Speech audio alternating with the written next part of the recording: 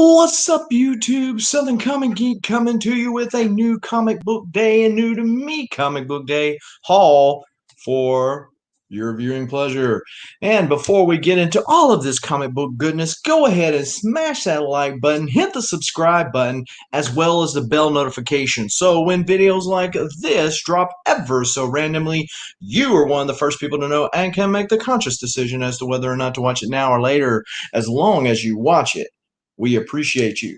Now, talking about people that we appreciate, we've got an ever-growing list of YouTube and Patreon channel members, people that are supporting the channel through those memberships. If you are interested in joining either or both, the links are in the description below. Also, for your viewing pleasure, if you need collectible supplies, whether it's for your vinyl records, your cards, or your comics, etc., use the code SCG at bcwsupplies.com at checkout, and you can save 10% on your order. So how's that? Doesn't cost you anything. We've already got some folks up in the chat. What's going on? BA Wars, one of the channel members. Appreciate you for not only being a channel member, but being here today. Also, Phil Ailing, always up in the chats. So, yeah, I've got a stack load of comics. This is one of the stacks right here. And went comic hunting. And, well, my comics almost met their demise, or at least parted from their owners. And I'll tell you all about that a little bit later. Quite the interesting story. But as most of you know, if you're watching this live, or at least on Thursday, yesterday was New Comic Book Day. As of the last few weeks, I have said that the comics that have been coming out have been good reads. There for a while there, I was like, all right, this one's getting canned, this one's getting canned, this one's getting canned. But here lately, they have been all good reads. So that's a good thing, especially with you, DC, because you're charging me so much for those Batman comics. And there's a million of those Batman comics out there. It seems like DC and Batman are synonymous now. What about everybody else? Does not everybody else get any love? Anyway, I digress. So we're here to chat it up. Let's get started. All right, so first off, we got Dr. Aphra. This is a prelude to the Invitation or War of the Bounty Hunters. This is Doc Aphra number 10 of the current run. I have not been picking up Dr. Aphra. I'm not a huge fan of the character. I do have her first appearance as in Darth Vader number 3. And had the comic shop the other day not eBayed me out of a price that I would have bought that second print, which is a red cover. Yeah, so the other comic shop in town decided to go on eBay and was going to charge me $125. And I'm like, I'm looking at the sold listings and they're literally $70. And they're like, the girl there, which she don't know anything, so what do you do? But she says, well, they're about to send that to CGC. I'm like, okay, well, we'll get it back next year. Maybe it'll be worth the same amount. Always got jokes, always got jokes. But it was an interesting read. This is just going into the War of the Bounty Hunters. This might be one of those issues, meaning Doc Aphra, that Marvel convinces me just to get in on. I did that with the Swords of Ten crossover with X-Men, because there were some series that I had dropped, like New Mutants and Excalibur, that I already dropped previously, that I picked back on because I felt like maybe they were going to be integral parts of the storyline. Maybe they are, maybe they're not, but I was already picking up most of them. And the same thing with the Star Wars titles. I'm picking up Bounty Hunters already. I'm picking up Star Wars already, and Darth Vader already. So it's just one other title, which I can live with. If you're going to convince me to pick up a tie-in, only getting one extra issue is great. The rest of Marvel, take note, because it's not that way everywhere else. But this is the Darth Vader version of that. And basically, hello friends? What's going on? Stanimals, Collectors Universe up in the house. What is going on? Man, I appreciate the shout out and the folks from your channel coming over and watching me get that ASM 300 the other day. I watched that video after the fact. A lot of, I know that it's really with people's schedules and people going live and all the other kind of stuff at the same time. A lot of times it's easier just to watch stuff on the rewind. And so I saw your unboxing video. Good grief, you're going to be running out of room faster than I am. But yeah, so this is the Darth Vader installment going into the War of the Bounty Hunters. And basically, not to spoil any big spoilers or anything, because nothing big super happens in it. It was Darth Vader. Basically, you saw the behind the scenes that Darth Vader was setting Han Solo up the whole time going up to Bespin, and it was all, of course, to capture Luke, which kind of makes sense. You don't really see that in Empire Strikes Back. You know, you just get he shows up and there he is with Boba Fett, and they drop him in carbonite. But it was all to get it. And so now with they're going to use that to try to lure Luke in even further. Then we've got Maestro War and Pax. So this is the last issue of this miniseries. It was Maestro. I think it was just Maestro. It was a miniseries. Then War and Pax, and so this one's ending, and now it's going into the next one. The next one is going to have Namor and the Abomination in there, two foes that the Hulk, and well, in the Namor's case, sometimes friends that he's had over the years. In this issue, Doom steps up and takes on the Big Green, and of course, the Big Green wins. Doom manages to escape, so we can only assume that the next miniseries we're going to be seeing more of the Tin Guy come up. So it's been a decent read. Peter David's writing it. So Peter David, you know, is my quintessential Hulk writer, if you will, because that's kind of the Hulk I grew up on. So, I mean, he's doing the art and the cover's been pretty good. The art and the inside's okay.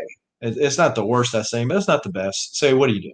What do you do? As long as you can give me a good story, the art's bearable, we can run with that. Then we got Chariot from Brian Edward Hill.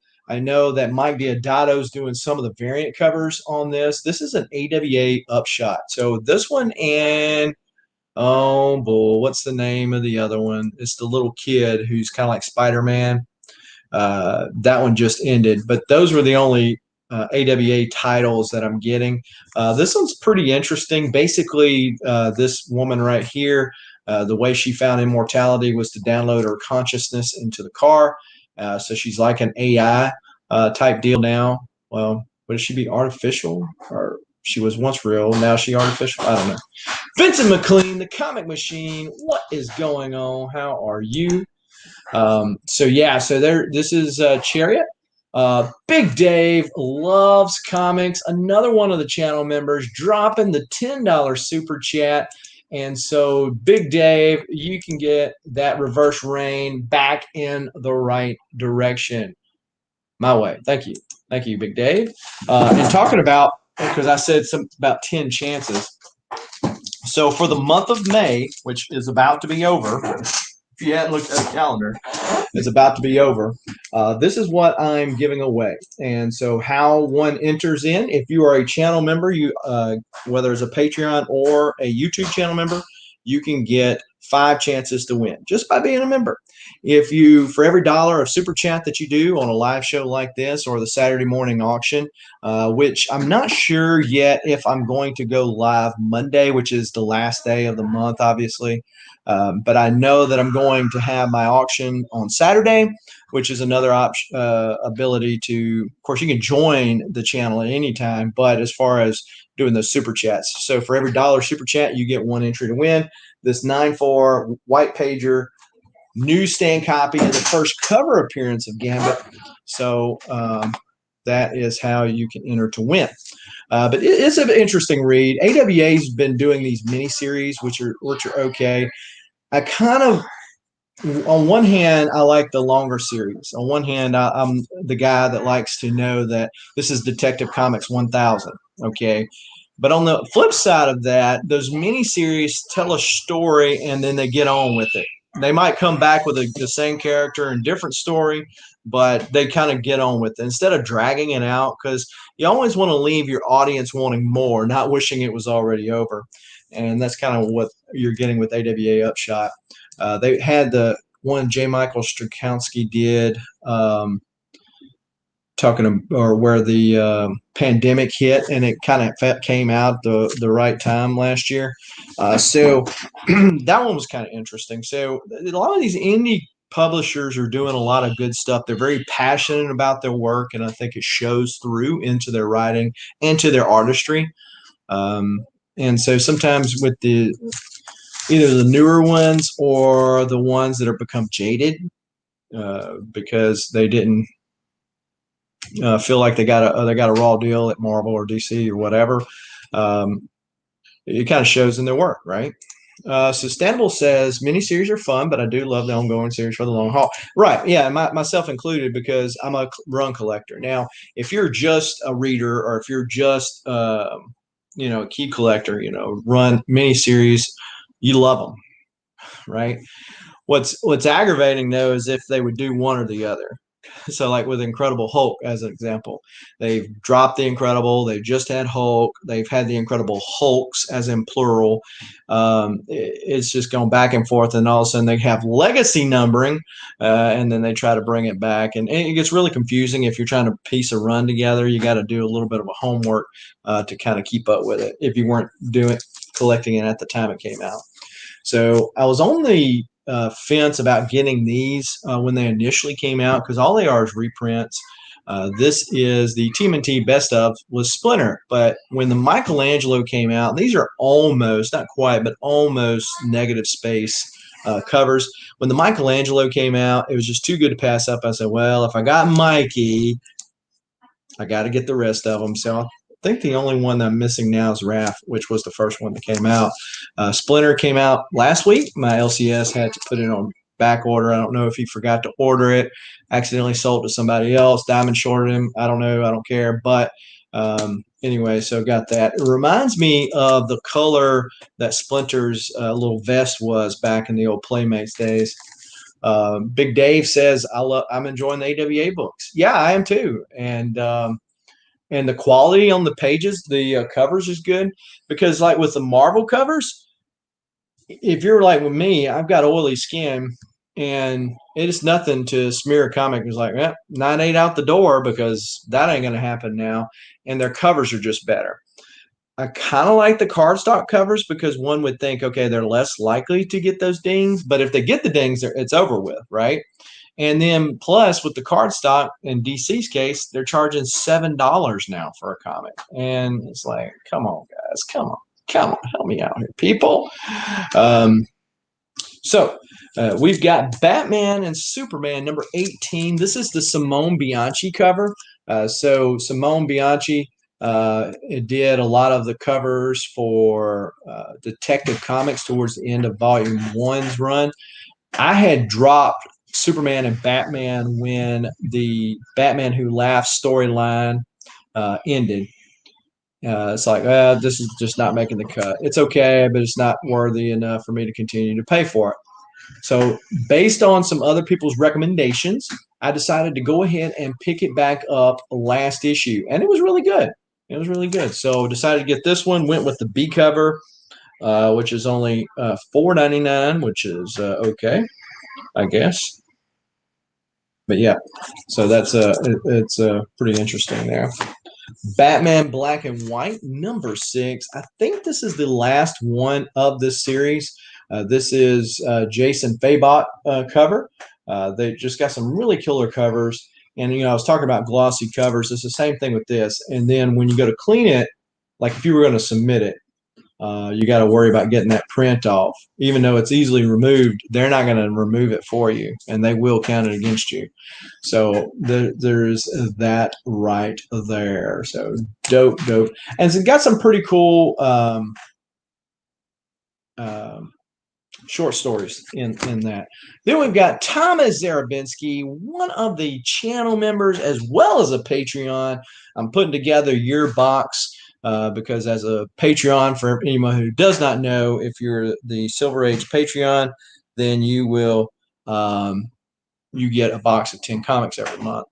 So putting your box together, Thomas. So be on the lookout for that in the next couple of weeks after the month is over. And for that super chat, of course, you get 15 more chances. Thomas is really trying to stack the deck to win that X-Men comic, and we appreciate it.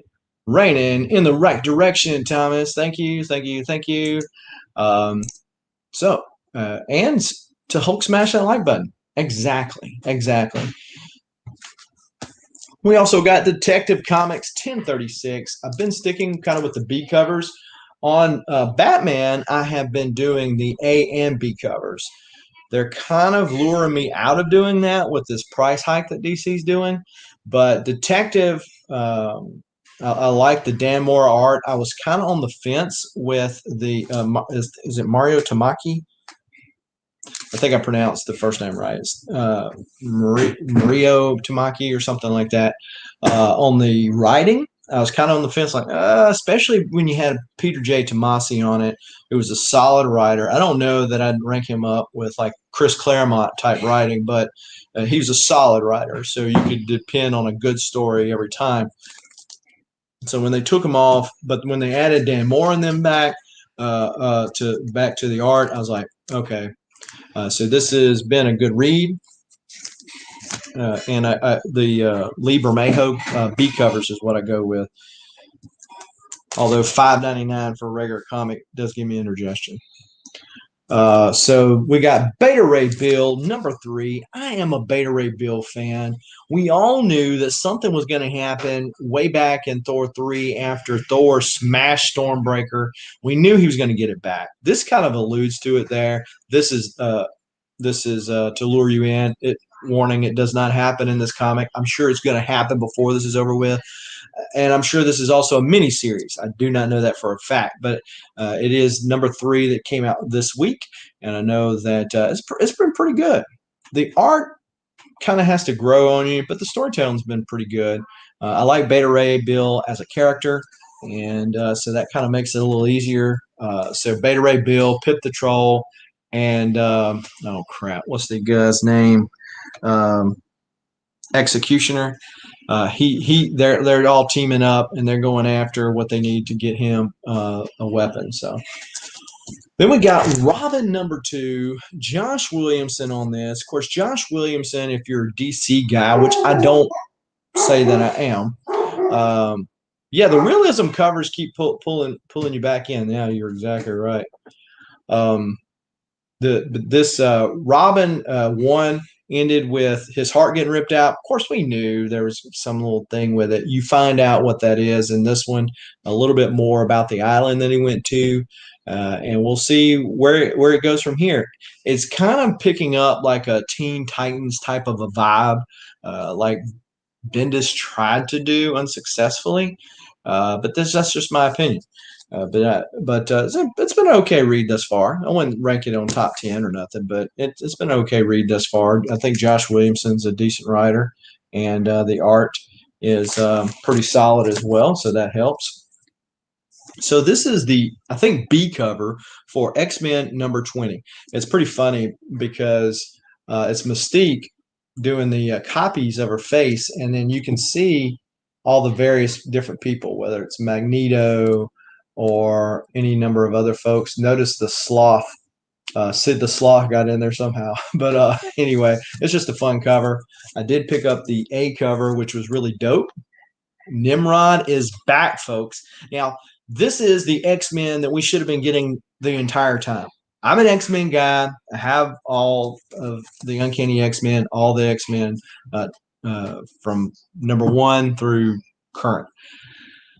So this is the one that we've been looking for. Jonathan Hickman, as of now, I don't think he's going to stay on it, but this is kind of where his vision was going with Powers of 10. If you were reading Powers of 10, the dystopian future where things are bad, basically the Phalanx and the Sentinels rule. This is kind of where this is going, and it's action. You sense frustration in the characters, not this la let's go have a tea party type stuff that we got with Swords of X, or Swords of Ten, whatever. This is what we've been looking for. This is the X-Men book that you've been looking for. If you like traditional X-Men, the team atmosphere, action, that type of thing, you're going to like where this is going. And I hope I didn't just give it a glorious review only for it to bomb next month. Because like I said, I don't think Hickman's going to stay on it. I don't know how long he's written up to, because there are several months advance before we actually get around to seeing these things hit the stands. But it was good. It was good. Then we've got Shadow Man #2, Colin Bunn, who's known as a master when it comes to writing horror. Shadow Man, obviously, with his origin as a horror kind of a person. This is not the cover that I had intended for. My LCS said that one is going to be coming in. But I went ahead and got this so I could read it, and I have the A cover too. So, I mean, that's just as fine. But it's really interesting, and I like the pacing of it. So pacing is really important. So, because like I said earlier, it's so much better for your fan base, your readership, to desire for more from you versus saying, "Oh my goodness, this guy again! Oh my goodness, when will he shut up? When will this go on and on?" And I think that was kind of the rub with Batman fans and Tom King. It was probably some of the whole Catwoman thing, because Tom King likes to create the couple type deal with a lot of his writings, i.e. Mr. Miracle.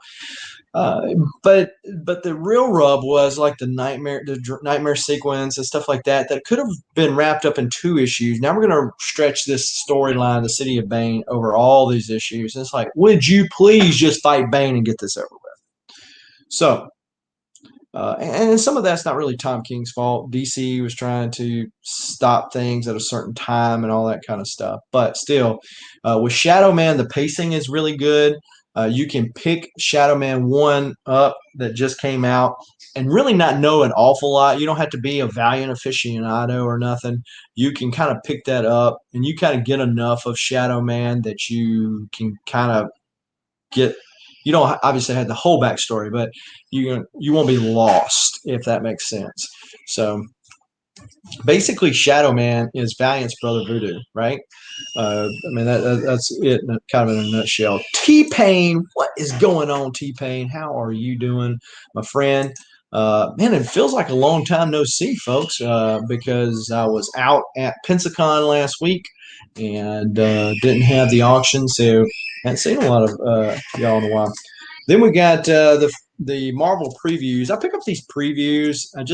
And I don't even order it. I don't do the FOC thing or nothing like that. But this one's a pretty sick Fantastic Four Mark Brooks cover, so that's a definite plus. The back cover is actually an Alex Ross Black Panther, so that's another plus as well. I'm a big Mark Brooks fan, but I'm not a big enough fan to pay $4 for the Fantastic Four. I think Dan Slott's writing Fantastic Four, which I'm a big fan of. So there is that. And I've got some more new comic book day stuff in here, but when I was boarding and bagging at the hotel room last night, things got kind of mixed up. I picked up another copy of Wildcats #2, the first Prism cover ever, just because, right? If I can ever find these on the cheap, so $1, $2, I pick them up. Kind of like a Bloodshot one for me. It's just a really cool Jim Lee cover. Found it for $1, so it was mine. It was mine. Picked up at a comic shop that never has anything. I say that, but they're the one I got my copy of Batman '89. I think that's the first cameo Punchline, which went when I got back into collecting. It's probably the first viral book, if you will, that people just were no way expecting, and it just kind of flew off the shelves, and it was not on my pull list at that time. So there is that. We got Free Energy. Never seen you in the chat before. Appreciate you stopping by. Just one Iron Man 249, 250 versus Doom for 99 cents on eBay. Hey, it pays to keep an eye on those things. So this is Dr. Tomorrow. This was a series that I had passed over when it first came out. This particular LCS does not carry DC because he's still not gotten his stuff together from when it was Lunar. Now, of course, with Penguin entering the picture for Marvel, he's probably going to be even more lost. He's got so many new comic book day books on the shelves. I feel sorry for the guy. He's nice enough, but you can tell that he doesn't know an awful lot, and he must have money. That's the only way I can phrase it, because there's no way that he's making money with his current business plan. But just saying. This is TMNT 105, the Eastman cover. I had sold this. Somebody had asked for it on an auction one day, so I sold the copy that I had. He happened to have one for cover price, and it's a first appearance of somebody in there. I don't remember who it is, but I needed that one to have that little run. TMNT for IDW, I don't like where they've been going with this ever since issue 100, so I'm probably going to drop it. Kind of like with the Mark Brooks, I'm an Eastman fan, but I'm not a big enough Eastman fan just to pay $4 for the cover. And that's kind of what it would be, because I don't like where the writer Campbell, Sophie Campbell's taking it. Now, talking about TMNT that I do like, what about The Last Ronin? I'm not going to give big spoilers here, because if you haven't been reading The Last Ronin, where you been at? Where have you been? Especially if you are a TMNT fan, great pacing. It's kind of predictable in the sense that ever since issue 1 or 2, rather. So 1, you find out who the Last Ronin is, right? Number 2, you find out what happened to Raph. In this one right here, you find out what happened to Leonardo and Casey Jones. And the next one, they tease that you're going to find out what happened to Donnie. And probably, see, there's going to be 5 of them, I think. So probably the last one would be what happens to Splinter. Or maybe the one with Donnie, it has Splinter in there too. And then the last one is kind of tying things up. Or maybe there's 6. But anyway, just a great read. If you like the it's a dystopian future type of a deal. Mikey is, no spoilers, right? Yeah, that's the deal. Yeah, and it seems like all the really, really good stuff is plagued with delays and stuff like that. I don't know what the deal is. Simple Simon, what's going on, Simple Simon, all the way down from Australia? I was on Simple Simon's show not too long ago. So my LCS hooked me up because I had asked for this cover, because when I order my books, I go to freshcomics.com and see what books are dropping that week. Well, unfortunately for them, they don't, or for me, they don't put on there if something's an incentive cover. So if it's a 1 in 10 or 1 in 25, I don't know. So this was actually a 1 in 10. It's the Freddie Williams cover for this. And I asked for it. He put it in my box, cover price, so pretty sweet.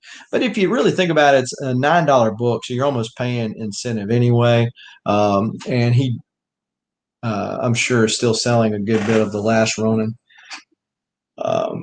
So we got 10 folks up in here. Be sure to smash that like button. Something's killing the children. Boy, I tell you what's killing my wallet. Something's killing the children.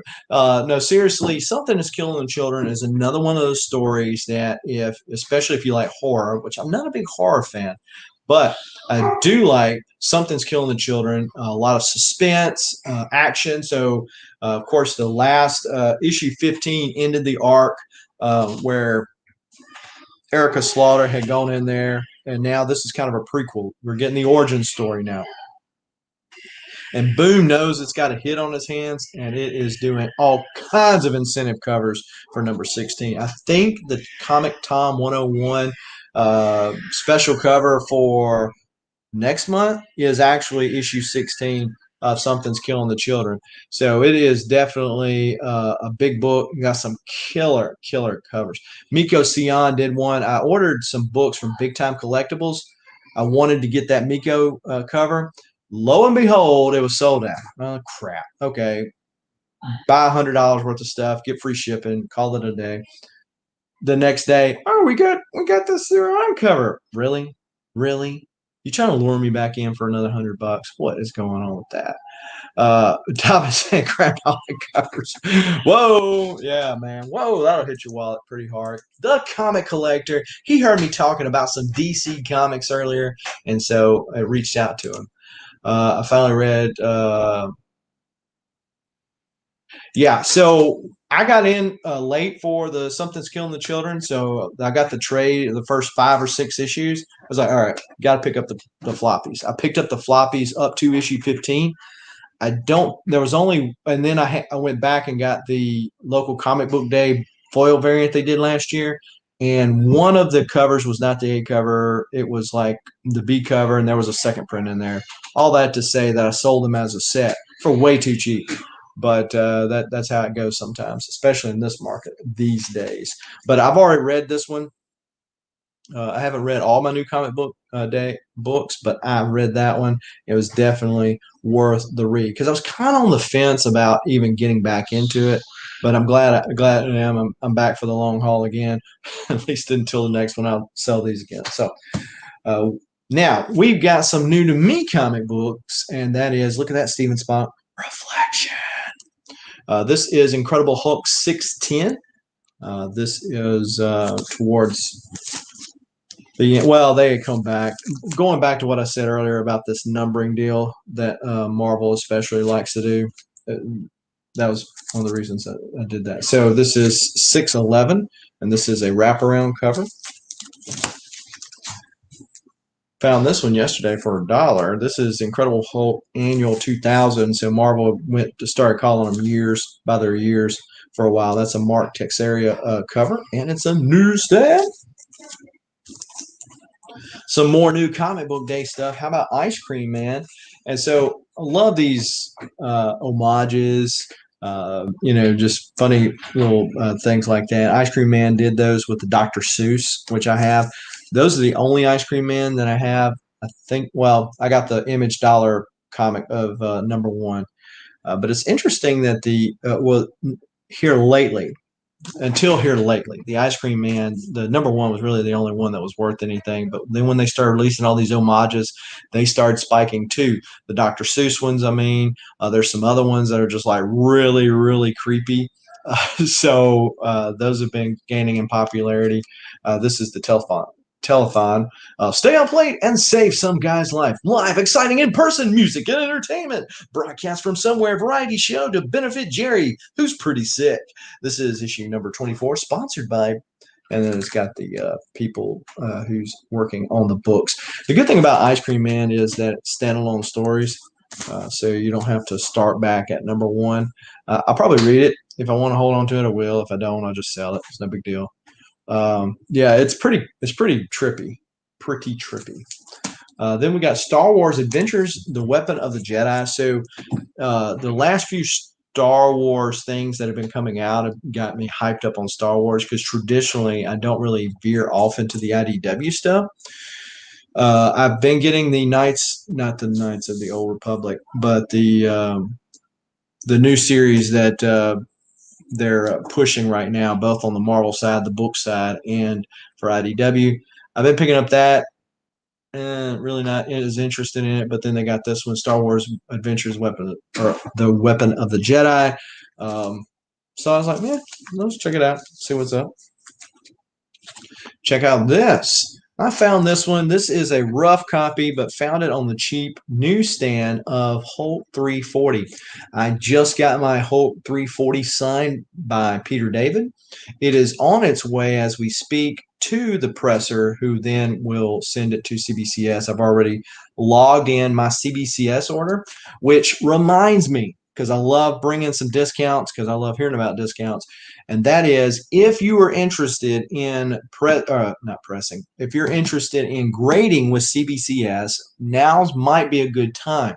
If you go to CBCS, you don't even have to submit it tomorrow or for the deal. Let's see, type this in here for y'all. Insta Grails. I meant to mention this on the show the other day and forgot. But there is a coupon on their website to save 5%. But if you type in Instagrails at checkout for the coupon code, you save 10%. So use that coupon instead. So there is that. So yeah, great cover, Stables. Big Dave Loves Comics is asking how much I want to sell it for. I mean, what are you asking, Big Dave? But yeah, so I'm going to sell that to somebody. Sell it to somebody. Might hold on to it for a giveaway or something.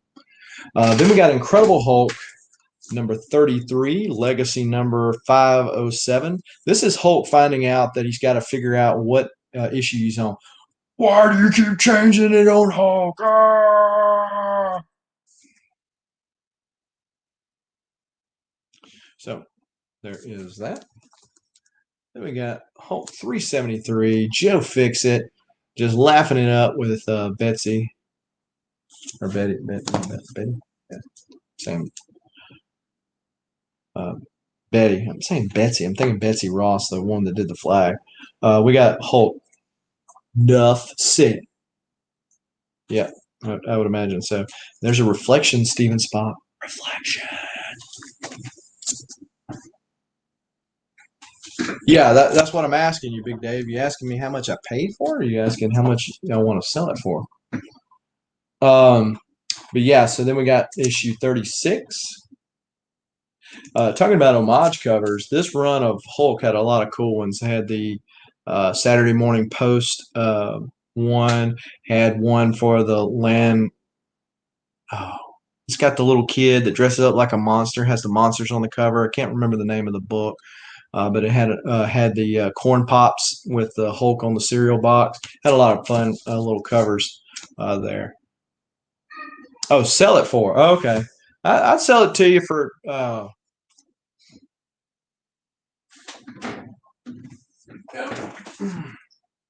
I'll sell it to you for $20 if you want it for $20. I mean, it's complete, but it's pretty beat.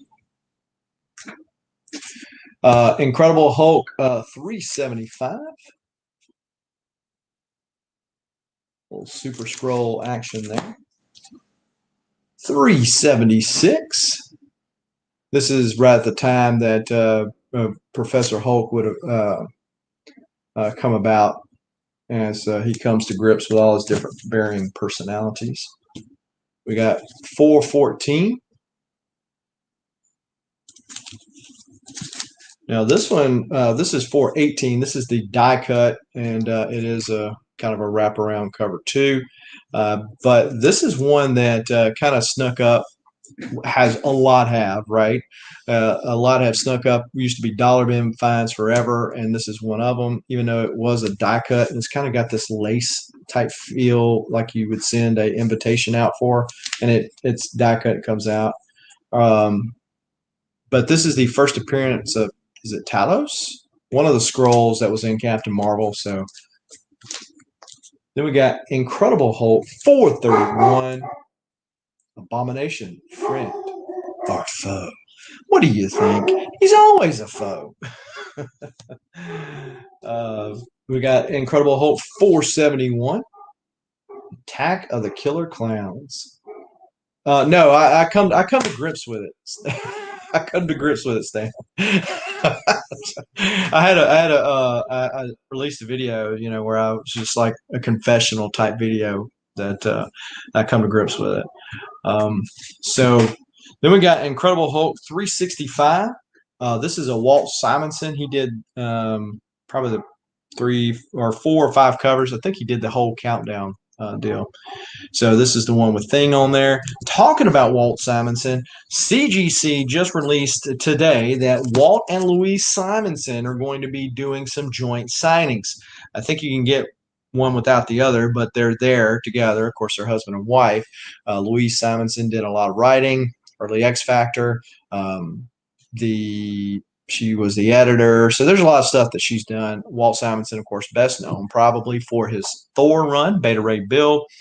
He's doing remarks as well. CGC, why are you tempting me? And of course, CGC again shows that this is their vision for the future. They want to do these in-house signings, and everybody else takes a back seat. Why? Because they earn a lot of money really fast. And, I guess it's a business decision. So What do you do? What do you do? We got Incredible Hulk 361.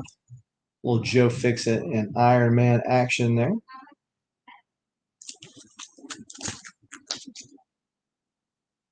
Incredible Hulk 362 versus Werewolf by Night. Hulk looks like such a weenie on that cover. I just noticed it was a newsstand too. I thought it was a Mike Mignola cover, but it's a Nolan cover. Got some Mignola vibes with it. Then we got Incredible Hulk 63. And this was when Mike Deodato was on the art, so it's pretty dope. All these little lizards.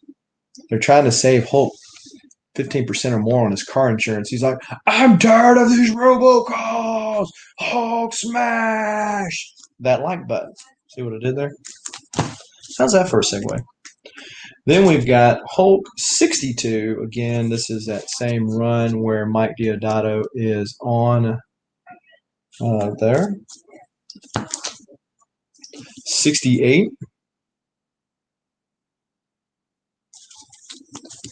Then we've got Hulk number 4. I had the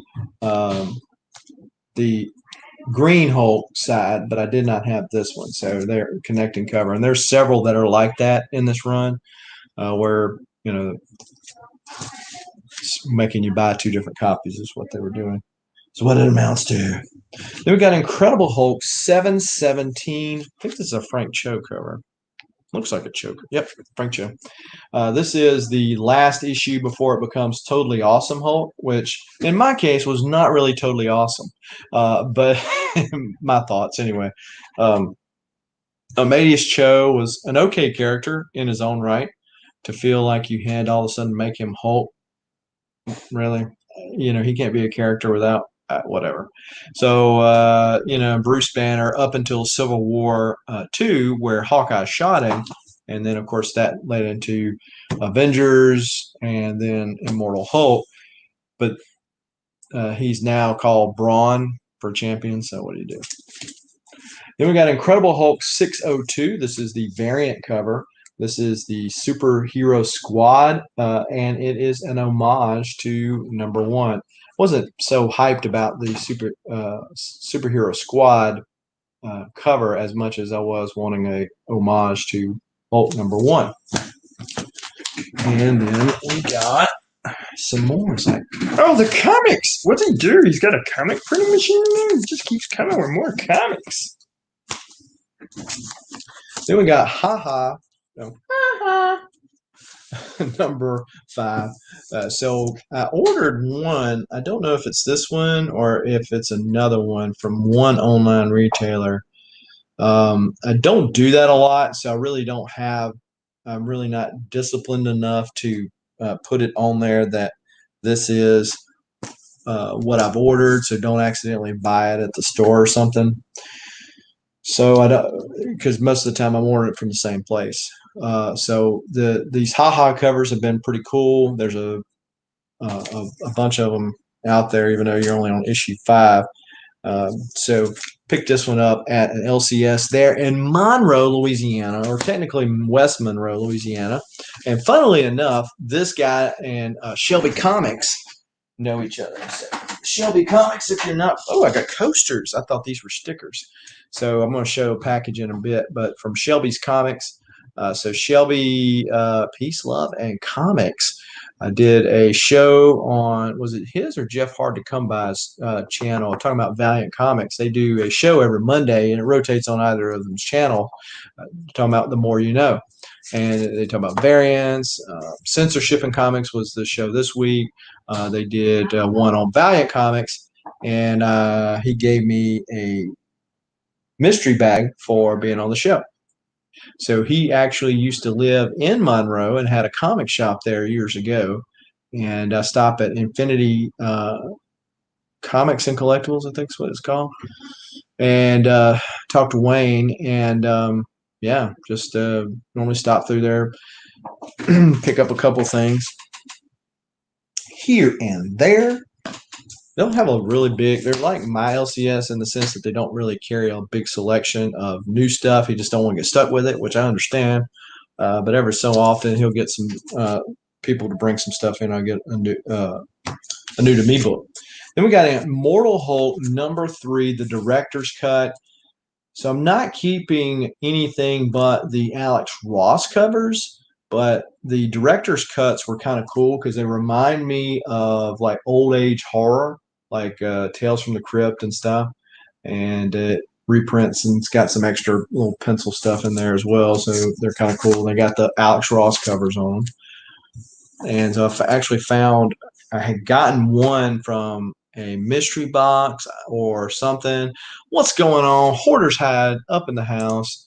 And so for all of you that are channel members, you've been gifted the Blue Wrench of Power. Use your power wisely, my sons. And if you are interested, you can feel free to drop your link in the channel so that anybody that is, because I think that even when this is not live, they can still see the live chat. I think I got it set up that way. So if anybody's watching this live or on the rewind and they're interested in your video, they can click on that link, right? So I know Hoarders Hide's been doing a lot more stuff on his channel lately. I won a lunchbox or something on his channel and got some Batman comics from him as well. Some Golden Age Batman. So there's that for a spoiler. But I only had one of theirs. There's 6 of these, and I've ended up getting the rest of them. So this is issue 4 and issue 6. Yeah, there you go. Incredible Hulk 306. It's probably an Al Milgrom cover. No, it's a Mike Mignola cover. So Milgrom did a lot of these covers in these early 300s. So basically, I'm treating my Hulk stuff kind of like I did with my Batman stuff, and that is, well, I've got some early issues too. I mean, got #1 and 181 and all that kind of stuff, and then a lot of the Tales to Astonish that are technically part of that Hulk run. So I've got those, but I'm going back and collecting all the Incredible Hulk, pushing that forward, and then setting my stop at like 300. And then once I get that, then we'll start working on the 200s and the 100s. And then, of course, the early ones go back to Tales to Astonish. Watch out, pick those up here and there. I thought I was going to get me a issue 2. It was restored. It was a CGC 1.8, I think. Elite Comics had it on there, and I sent them an offer, and before they even answered the offer, I guess they were waiting to see if anybody was going to pay them full price, and obviously somebody did. It was actually another comic seller or comic shop online, so we'll probably be seeing that on a thing near us. 91 subs, so there you go. Wasn't too long. I think when he joined the channel, which hadn't been that long ago, I don't even know if you had double digits yet. So I know he's been getting a lot of shout outs, so congratulations there. I know Stanibles is pretty close to 500. I think you're only like 9, 8 or 9 away yourself. Then we got Free Energy says Alex Ross is top 3 for sure. Just got all the Secret Wars 2015. Oh, okay, nice. Yeah, Alex Ross, I mean, kills it on those covers. I mean, just the way he does it, like the timeless covers. I had to focus my occasionally as much as my collecting sometimes seems very eclectic, like I am. I am sometimes able to focus like those timeless variants.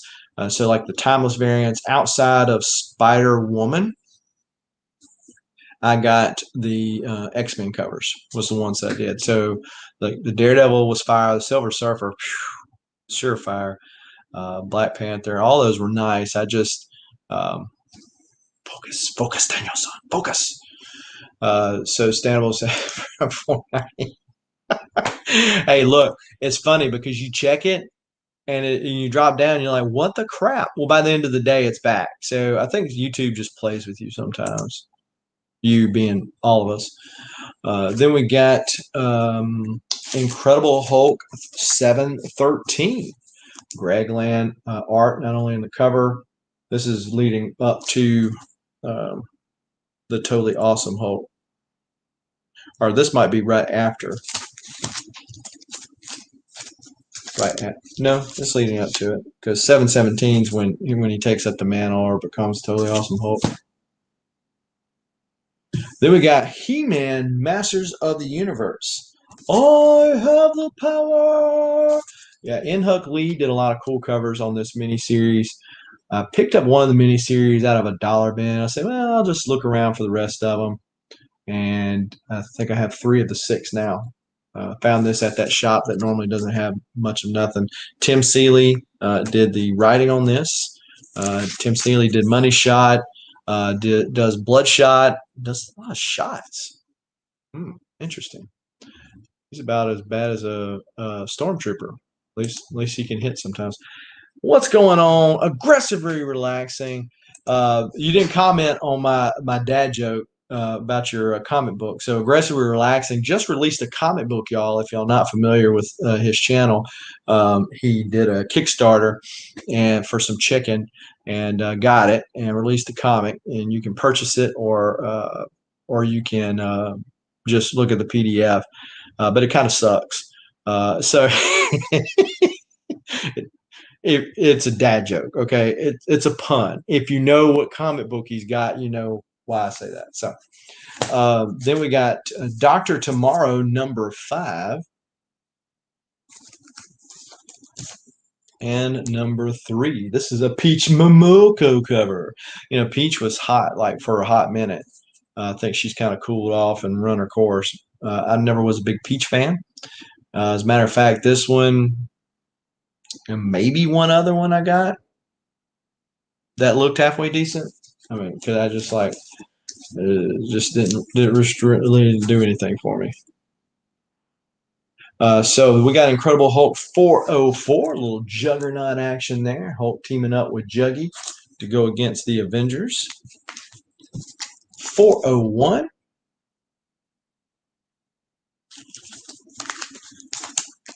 391, which kind of makes sense because Peter David was writing X Factor at this time and he was writing Hulk as well. Of course, he would cross him over, makes it his job a little easier. 360. Betty! Then we got 358. Hulk doesn't look too happy. 357.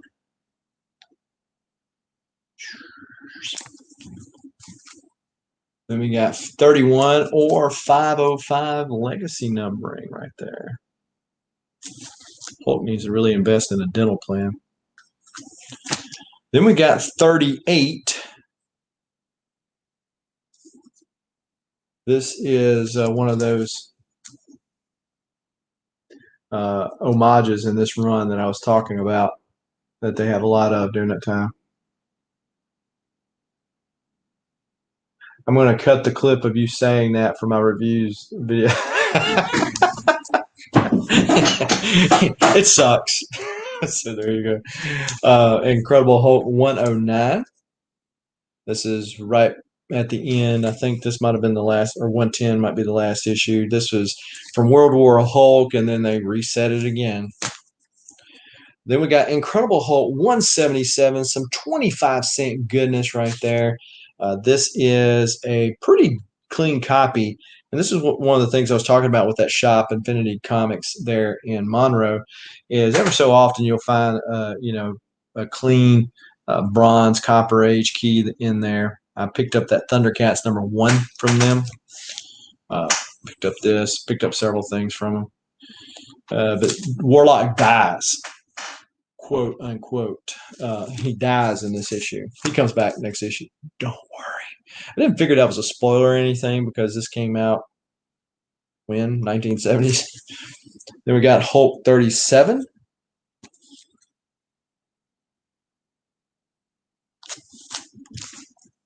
Then we got the Immortal Hulk, the director's cut.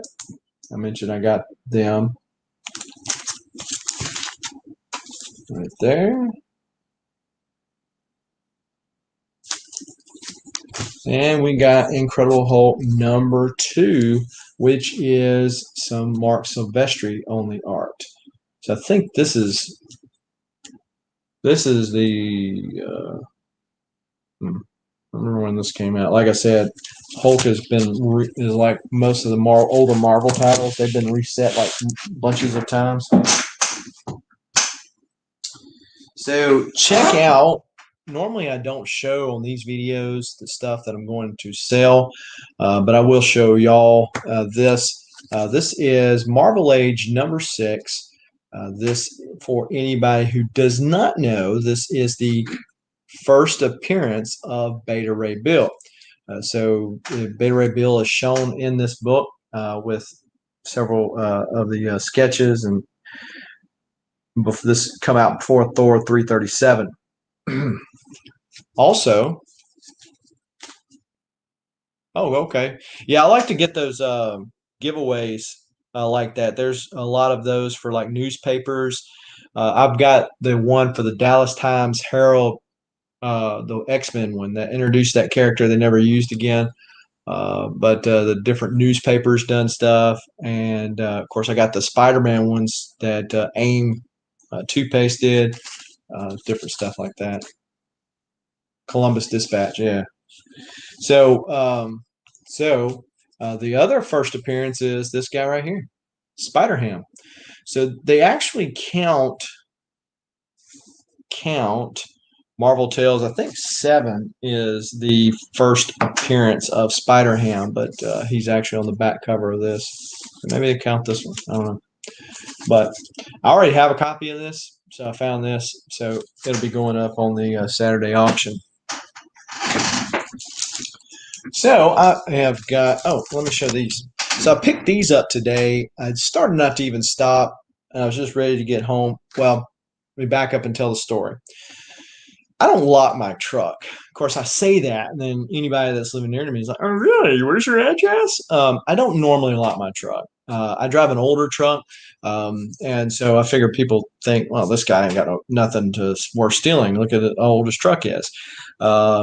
But having said that, I stayed at a hotel I normally don't stay at last night, and I had my comics out there, and I just about didn't even worry with it. I went to a hotel that I normally don't stay at, but it was only across the interstate, so I didn't think nothing about it.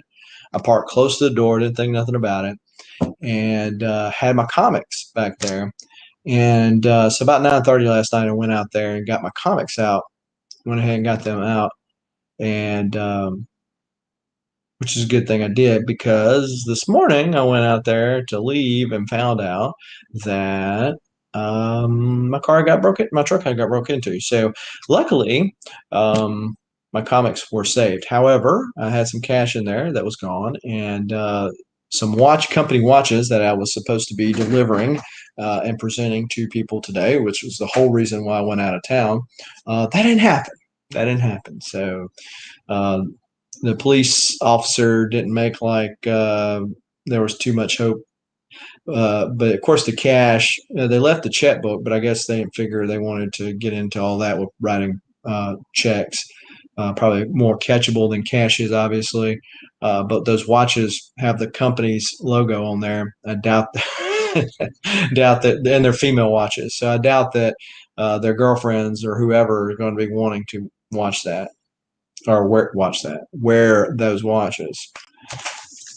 So I got, having said that, I wasn't planning on stopping anywhere on my way home, but I decided to stop at one Walmart, and it paid off because I was able to pick up the Bo-Katan Black Series figure. So, of course, we know her from The Mandalorian and from Rebels there. And was able to pick up the Asajj Ventress. So Asajj Ventress, she was big back in the Clone War days as one that Dooku took under her wing. I think that the Clone War show had used her a bunch. When Disney retconned a lot of that old stuff, basically she became good, and they killed her off pretty early on. So They killed her off in one of the books, Dark Disciple. I'm looking at it over there. I think Christy Golden wrote that one. Always lock your car doors. Look, it wasn't that long ago that I didn't lock my house doors. But gone are the days of that. Gone are the days that we have attic fans and leave the windows open at night for the air to come in. So it's just one of those things. Um, oh yeah, man, it just aggravates the snot out of me that somebody just decides to steal something when you worked hard for it. It's aggravating. Um, yeah, luckily, so my gun. So I had a car which broke down. So it had a car, broke down, and my gun was in that. So I'm glad that they didn't get that. So sorry to hear about that. Car got broken a few months ago. It was an iPhone cable. That's right. Yeah. Thank goodness the comics are safe. We got to have our priorities right here, folks. You know. So,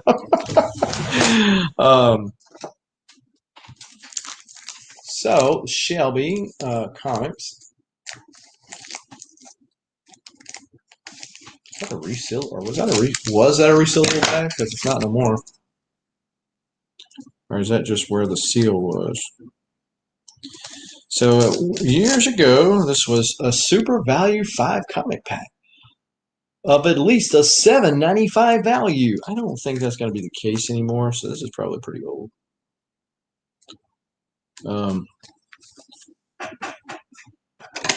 Let's see what we got. All right, so this is Menoward Database. I have several copies of this. This actually came in, at least for the most part, came in a graphic novel that of the first several EXO issues, and it talks about it's kind of like a computer database. If you remember the ending of the X-Men, where they would show that type thing, but it also has this acrylic here. So you saw him in full armor. You kind of see the innards of that armor, and then you see him right there. So, yeah, they're pretty cool. And this one has managed to stay in good shape despite being in there for an awful long time. And let's see what else we got. We got Supreme #8. So you win the Cupid doll if you can tell me what is that homaging.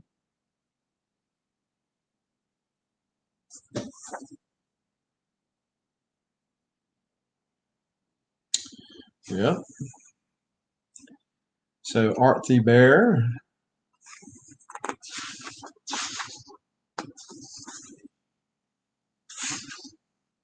See who else wrote on that.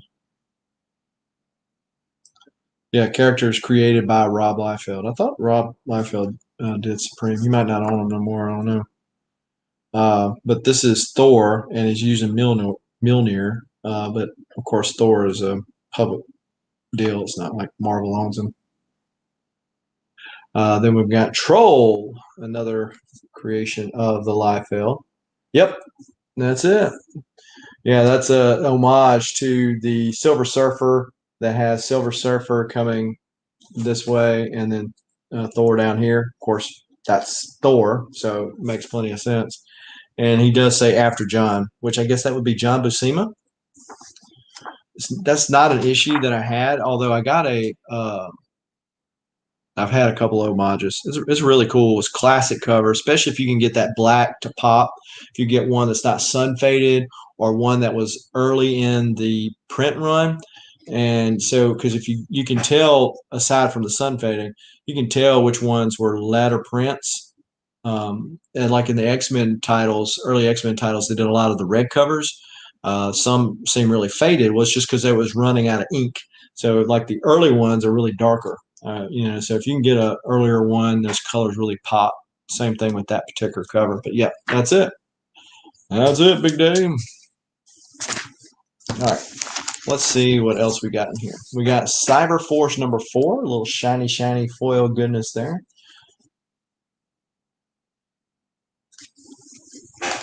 We got, usually they don't do that. The Harbinger Files #1. So there were 2 of these Harbinger File issues. and this is kind of telling the backstory of Harada and when he fought Solar in the early issues of Solar, Man of the Atom. He fought because Valiant used those gold key characters, Solar being one of them, to introduce all their new characters, and so they were pretty core to their universe. Saw what I did there? Core, Solar. Anyway, but yeah, this is the first couple of pages are taken from that book, and then tells you what happened in the meantime. Is this, and then the second one he makes another, uses another Harbinger, makes him into a weapon. That one's actually worth a little bit more. I don't think number one is worth very much, if anything, but it actually has two number ones in there, the same book. Usually they try to at least, Dave Cockrum of X-Men fame is the penciler of this, so that's pretty cool. Pretty cool indeed. We got 13 folks watching. Hopefully everybody smash that like button like really hard. All right. So I got these in the mail from somebody. It might be the comic shop that Legion of Comics goes to. I think it is because he's kind of referred them a couple of times. But these are a couple of ones that I needed and some that were just so cheap, and I was going to get these other ones anyway, so decided to validate my cheap book purchase by getting War Dancer #2, not to be confused with River Dancer.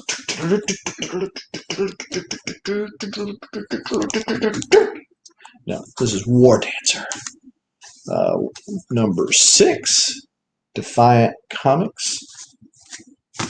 And so this is one of those that I already have, obviously, but it looked like a pretty decent copy. This one heated up for a little bit and then cooled off. There was just some hype, some spec, and I think John Cena had drummed it up. I don't know if maybe he was jockeying to be that guy, but I haven't heard of none of it since. And that was Exo Menoward #1. My copy I just got signed by Jim Shooter, and plan to get Bob Layton to sign it as well. But this seems to be a pretty clean copy. Hoarder's Hide says, gun found 90 days later, about 50 miles away. Insurance paid me for everything already. Said, check it out. Send them something saying it was safe. Oh, hey, worked out pretty good then. Then we got Exo Menoward #0. This is one of those covers that I just buy when it's cheap, and I already had these other ones coming, so that's what we did. Speaking of which, I mentioned one of these earlier, so I got another one, so got that one as well, and copy 26. So this is the Wildcats trade. There was a copy originally. This was in a poly bag, and it has a copy of Wildcats 0 in there. But it's got some sketches in the back. But other than that, it's the first 2 or 3 issues of Wildcats. And so just picked it up. It wasn't too much. Again, one of those that... I got some coming my way, so there you go. Pick it up. I've almost picked this up a couple other times, so I just went ahead. Yeah, right? It probably is. It probably is. Let's see what it says here. Exo Menoward. #0. Okay. 1, 2, 3, 4, 5, 6, 7, 8, 10, 11, 12, 13, 14, 15, 16, 17. So I got 17 copies of the regular one, and then I got the gold one. Thought I had the Valiant validated signature one, and in which case I only have 16 of the regular copies. But yeah, So I've got more, probably just as many Shadow Man number zeros, which is a chromium one, and I've got more Bloodshots and more Turoks than I do those. So there is that right there. Of course, Jim Lee heading the thing. Scott Williams, been his inker forever. Brandon Choi did a lot of Jim Lee's stuff. And now Wildcats got sold to DC, and Jim Lee came with it. And they are using Grifter as the only character they're using, which is kind of crazy. Knowing that the Image stuff was really more about the art than it was the story. And they have tried to do the whole Wildstorm type deal multiple times. Yeah, Grifter's a cool character, but I feel like the other ones could do something. I mean, the whole Demon Knight thing was pretty cool, and how Voodoo was able to see them. So we will hold on to that. Let's see, we still got 11 folks watching. Thank you for taking your Thursday afternoon and watching this show. And if you're watching on the rewind, whatever day you're watching it, we appreciate that as well. And we are about to wrap it up, folks. I did want to, again, let's do this right here. Give a shout out to the channel members and Patreon members. If you're interested in becoming one of the channel members and or Patreon members, the links are in the description below. Also, if you are looking to buy some protection supplies for your comic books, your vinyl records, I think they sell stuff for coins and stamps too, but also your cards, visit bcwsupplies.com and use the coupon code SCG to save 10% on your order. Can't remember bcwsupplies.com? There is a link in the description below. Also, a place that I have ordered several times, especially to find those hard to find books to fill those runs. Visit mycomicshop.com. If you have never shopped there or created an account there, use the link in the description below. It's kind of an affiliate link, and it helps support the channel. Also, did want to mention this book right here for those who may have came in late. This is a 9.4 copy of a newsstand copy of 266 available for the giveaway this month. I know I have at least one more live show, which you can do the super chats. For every $1 super chat, you get one entry.